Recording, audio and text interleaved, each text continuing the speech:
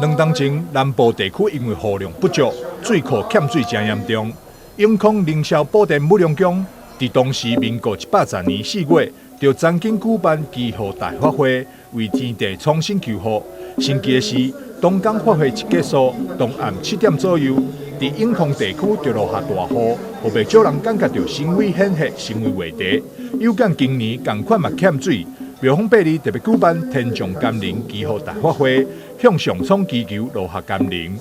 咱天父上帝就是有这种显化，会当咱大干旱啦，伊个是公元1412年，伊就有这种咱讲的宗教起义的传承，所以咱庙方啊特别啊，介绍上这个民国110年114年4月18号，有哪同款，而且伫咱庙举行这个天降甘霖的祈福，到迄个暗7点啊，真正淡薄水吼，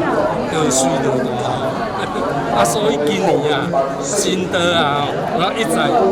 指令啊，讲一定要赶紧办一场，所以今日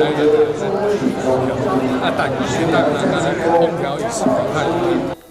天降甘霖祈福大法会，庙方特别邀请民政局长江宁煌、台南市警察局副局长戴崇贤、立委陈廷辉、市员余柱清、吴宇环、陈秋红、周家伟，以及真侪地方士绅甲乡亲做伙参与法会，共同祈愿毋望早日落雨，解除旱象。